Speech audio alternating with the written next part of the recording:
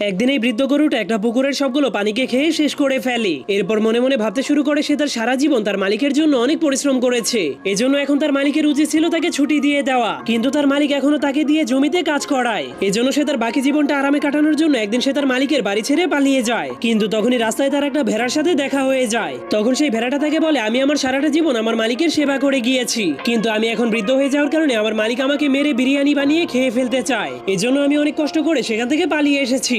যা শোনার পর বৃদ্ধ গরুটা তাকে বলে, তুমি বাকি জীবনটা শান্তিতে কাটাতে চাইলে আমার সাথে আসতে পারো। এরপর তারা দুইজন মিলে নিজেদের জন্য ভালো একটা ঘর খোঁজার জন্য জঙ্গলের দিকে যেতে শুরু করে। কিন্তু তখনই হঠাৎ করে জঙ্গলের মধ্যে অনেক ভয়ঙ্কর একটা ঝড় তুফান শুরু হয়ে যায়, যার ফলে গরুটা প্রচন্ড বাতাসের কারণে উড়ে গিয়ে একটা জঙ্গলি শুকরের সাথে ধাক্কা খেয়ে যায়। তখন সেই শুকরটা তাদেরকে বলে, তোমরা জীবন বাঁচাতে চাইলে এখনই জঙ্গল থেকে পালিয়ে যাও, কারণ শিকারীরা আমাকে মারার জন্য আক্রমণ করে দিয়েছে, তোমাদেরকে পেলে তারা তোমাদেরকেও মেরে ফেলবে। তখন তাকে এত ভয় পেতে দেখে গরুটা তাকেও নিজের সাথে নিয়ে যাওয়ার সিদ্ধান্ত নেয়, যার ফলে তাদের দলটা